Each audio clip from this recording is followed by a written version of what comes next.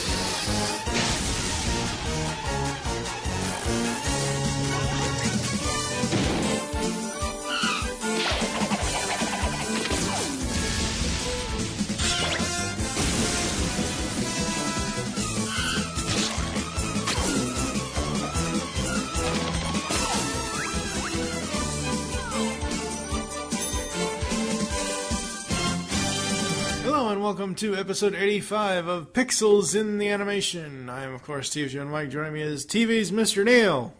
Want a chili dog? No, thanks.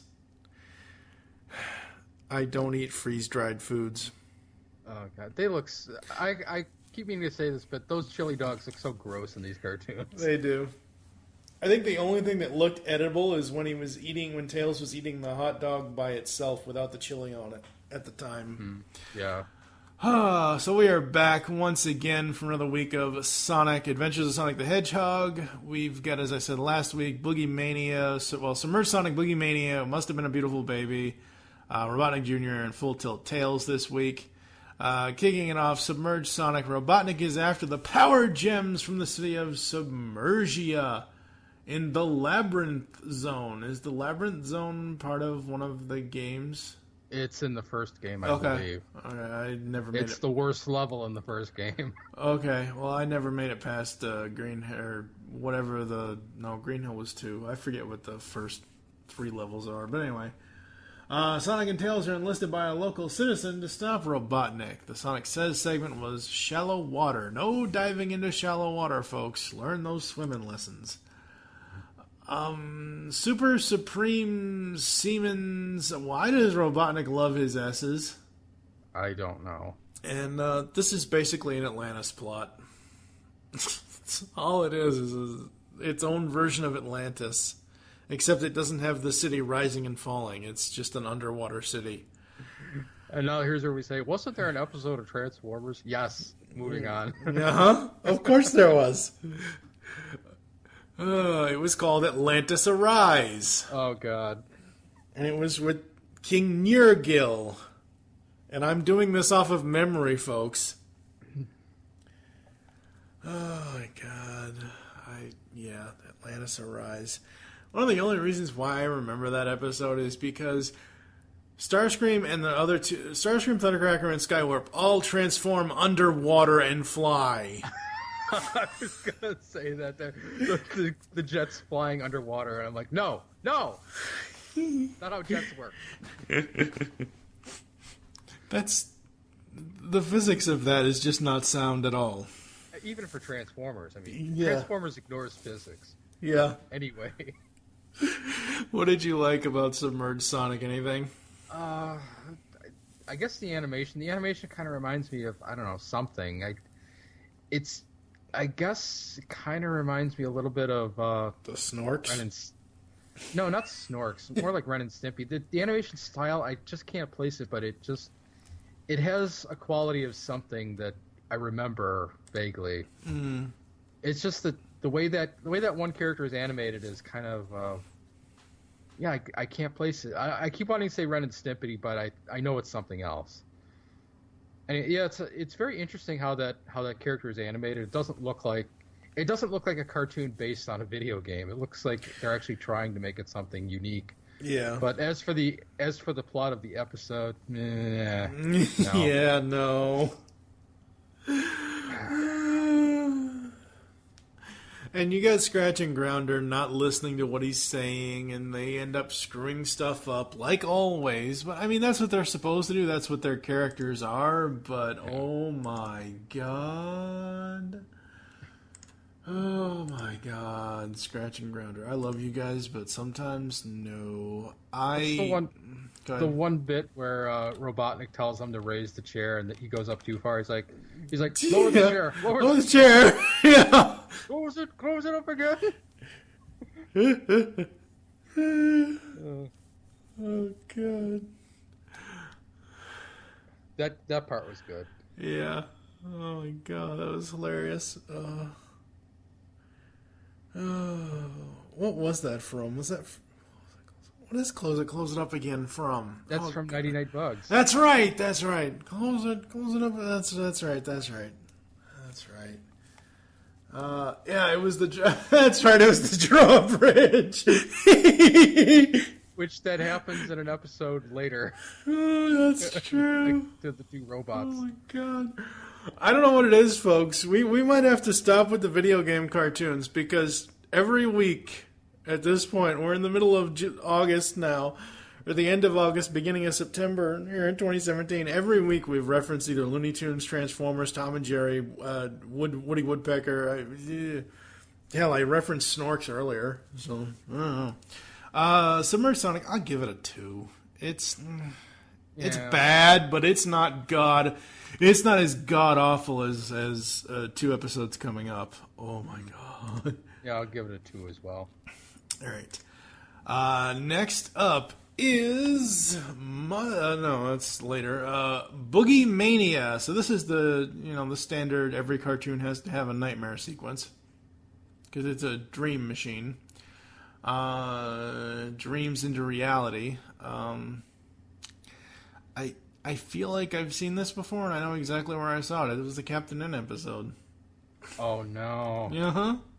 I vaguely recall what you're talking about. Yep, I don't remember. I remember it's a Captain N episode where Mother Brain tries to put them all to sleep, and they all have nightmares and things like that. And the other thing that I can remember off the top of my head is the 2-parter from Justice League, Only a Dream, where they go up against Dr. Destiny, John D. He becomes Dr. Destiny, and he starts controlling them, and he starts harassing his ex in her dreams, and they have to go into her dreams and then their own dreams to save each other. The only reason why I remember this, and I'm alluding to this, is because that has one of the best Kevin Conroy Batman exchanges ever. It's him going into the coffee shop dressed as It's not Bruce Wayne it's Batman in a coffee shop. Throws money down. Give me a triple. Goes out, jumps in the Batmobile, and sings Frere Jacques for like 2.5 minutes to keep from falling asleep.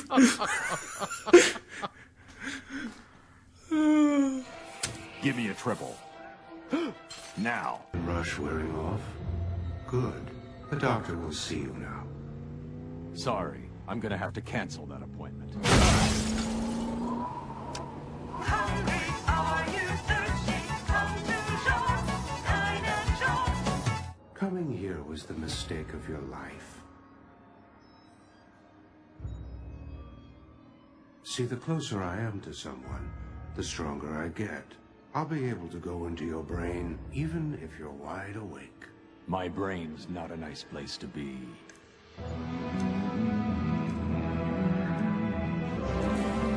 What's that stupid song going through your mind? It's what's keeping you out, Johnny. It's awesome, hilarious, and great. Anytime Kevin Conroy does anything as Batman is amazing. What did or didn't you like about this one? This is one of the episodes where I was starting to be like, wow, this is really surreal, because what is even going on in this episode? Like, there's some leprechaun guy who shows up at the beginning, and he turns out to be one of the dreams. Like, what was that? Yeah. It's like this giant head guy with, like, one yellow tooth. I'm like, what the hell? Where did this come from? He's like, again, a character that just jumped out of Ren and Stimpy and showed up in this episode. Yeah. You know, if they had given him a green hat and a green outfit and, had him hunting some cereal, it would have been a little bit better. The kids are always after me Lucky Charms. Charms. Oh, it's so good. I might even throw a Lucky Charms ad in here somewhere. Oh, God. Boogie Mania, it was okay. It was worse than Submerged Sonic. I'm only giving it a 1.5. Yeah, I'll give it a 1. Okay. Oh. Yeah, the Sonic Says is about getting enough sleep. I almost wanted to sleep through this episode. I almost did. Oh My favorite God. episode. The back of my eyelids. That's right. Absolutely. Up next is Must Have Been a Beautiful Baby. This was actually this was actually written by Gordon Bressick, and the last episode was written by Roby Gordon. And even before that, Submerged Sonic was Bob Forward. How the hell? Oh my God. Our old nemesis. Oh God. Now I almost want to watch Beast Wars. So yeah, Must Have Been a Beautiful Baby. Robotnik's attempt to turn Sonic into an old man with his newest device backfires, turning him and Tails, and then later Robotnik himself, into babies. Now stuck in a daycare, the infantile Sonic and Tails must try to keep Robotnik under control while Scratch and Grounder attempt to get him back. The Sonic Says segment was all about tumble dryers. Don't go tumbling around in the dryer, folks. It's just for clothing. My first thought with this episode was 3 men and a baby. That was my first thought. Ted Danson, Tom Selleck, and I forget who the third guy was. I should know this, but I forget off the top of my head. This one was just, oh God, it was just so cliche and so bad. I'm sorry, it was. There was nothing in this. This is another episode where I feel like I've seen this before, and I just can't place it. Super Show. Super Mario 3, one of those. Oh God. Yeah. They are taking plots from the Super Show. Yeah. I think it was Super Mario 3 because they had the it was the lady that they went to Brooklyn. Plump babies as plumbers? What are you talking about? Oh my God. And then Koopa became a baby himself. Yeah. Yep. Oh my God. So we're going back to almost 5.5 years ago now, folks. It's like we're reviewing Super Show all over again. Not that I would put either one of us through that. No.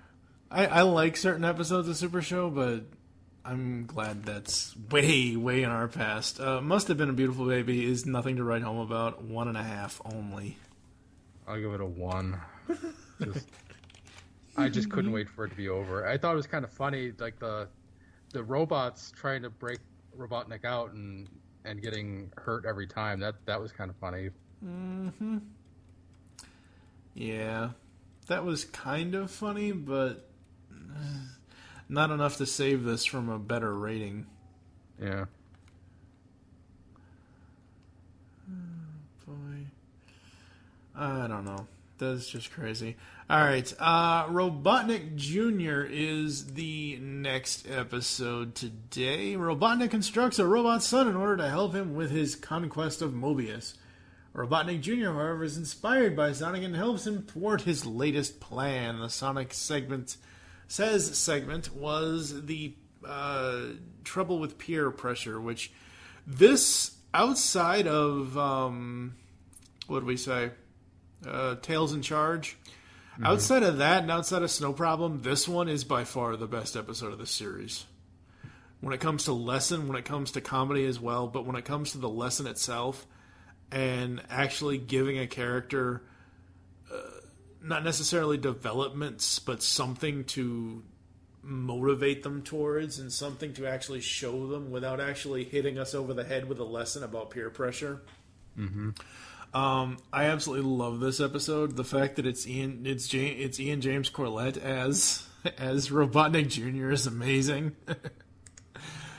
Because you need a voice that is higher and deeper and higher enough than Long John Baldry's deep voice for Robotnik to kind of offset them. And a little Robotnik lookalike going around in little smaller versions of his floating ship. That was just hilarious. I thought that was great.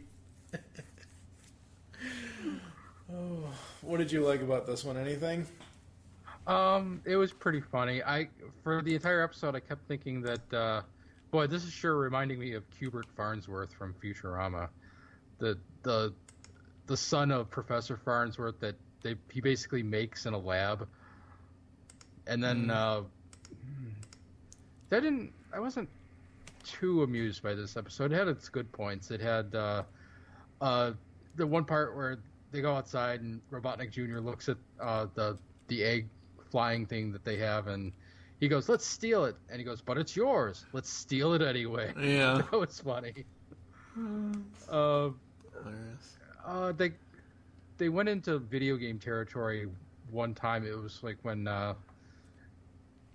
Sonic gets thrown down into a hole. He basically gets locked in like I don't know what you would call that. Like I guess it'd be a sewer system. I don't know. Dungeon. But yeah, it's like a water dungeon, and and in order to survive, he's sucking in the air bubbles. I'm like, oh god, don't. They had to throw something into the game. They had to throw something from the game in there. But the whole point of this cartoon seems like they don't have to do that. It's like, I was even thinking at that time, like, wow, this cartoon does not have to rely on the game. It just kind of survives on its own. That's awesome. And then they did that, and I'm like, oh god damn it. I thought that was kind of lame, but otherwise it was a decent episode. When they tried to trap him, they were trying to chase him into some sort of containment area and lock him behind the doors. I'm like, oh, this is starting to remind me of a Bugs Bunny cartoon. There's at no point in the cartoon where Sonic ever really thinks he's in trouble. He's just like, oh, let's see what this is gonna be. I'm gonna escape anyway. Mm-hmm. Absolutely. Abso-friggin-lutely. What are you going to give Robotnik Jr.? I'll give it a 3. Wow. I'm going to give it a 5. I absolutely loved it. I thought it was great. Alright. Lastly up today we have Full Tilt Tales. Oh boy.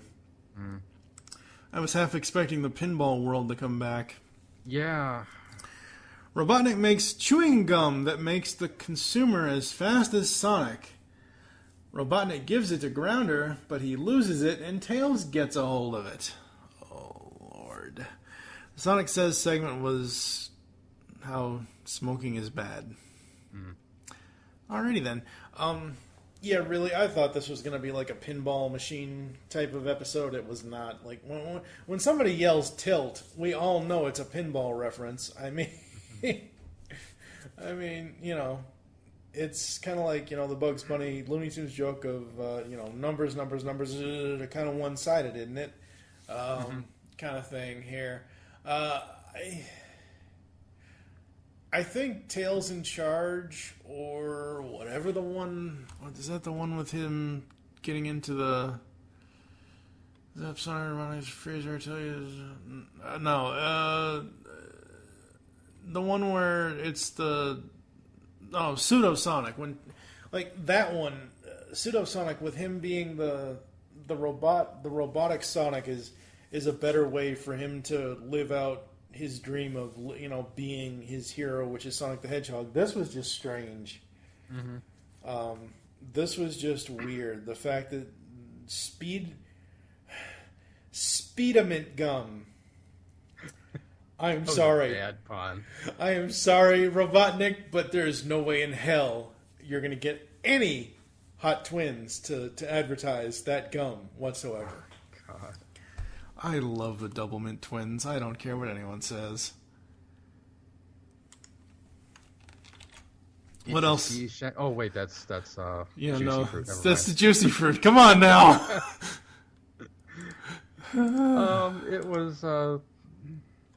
It was an episode. I don't know. It's like some of these episodes they just seem kind of generic, and it's another empowerment episode for Tails. We've had 2 of those already. Probably more, but yeah, it was okay. I kind of like the idea that the gum got stuck on his shoe, and that's like he didn't really understand that's what happened. Yeah. And God, there was something that happened in this episode, and I just forgot what it was. I don't know. I should have written it down. Oh, it's what do I have here? Oh, okay. So the end. Yeah. The turtle. yeah. Oh, Speedy. Oh, Speedy. Yeah. How many of those did they do? Oh, I don't know. I think there was at least 2. There was the original Tex Avery one, and I think Frizz did one. Yeah, because I remember the original one, and then I remember one where he ends up calling all his family. Yeah. So that might have been, I don't know which is which, but with this, the one thing I noticed in this is they keep calling him an orange fox. And he's clearly brown. He's clearly brown in the cartoon. He is orange in the games, yes. In the games, he is orange. Absolutely, he is.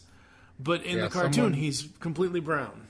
Someone forgot to show the scriptwriter the color keys. Yeah, like, apparently. Look, he's brown. Yeah. Change that. Yep. Full Tilt Tales is about average, I'd say. 3, maybe. Yeah, I'll give it a 3. All right, folks, we're going to take a quick break and come back to close the show after this. Do you like retro cartoons? Then Saturday Morning Rewind is the podcast for you. Join them each month as they talk about classic cartoons and interview legendary voice actors like Jim Cummings, I am the terror that flaps in the night. Corey Burton, Sometimes flies can be so flighty. Rob Paulson, Sure, Brain, but how are we going to find chaps our size? Nancy Cartwright, and many more. Eat my shorts. So grab a bowl of Lucky Charms. The magically delicious. Put on your hammer pants. Go to SaturdayMorningRewind.com. And be prepared to feel like a kid again. Once again, that's SaturdayMorningRewind.com. Saturday Morning Rewind was voted Best Podcast Ever by its host, Tim Nidell. So it's gotta be good. By the power of Grayskull, I command the Jawbridge. Open!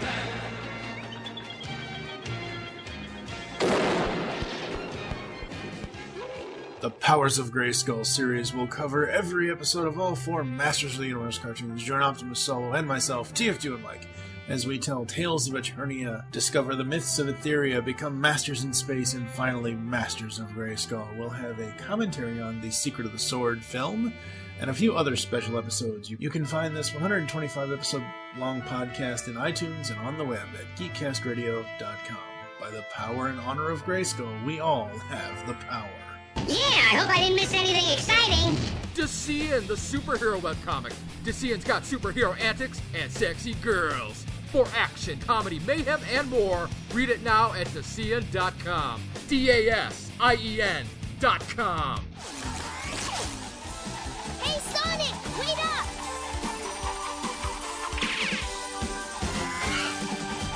Civilization. Boy, I thought we'd never find it. We are back, and yeah, these episodes kind of went downhill. I did very much enjoy Robotnik Jr. I do think that's the best episode of today. I think that's almost the best episode of the series to this point. But, I mean, those first 3 episodes were... We both gave Submerged Sonic a 2.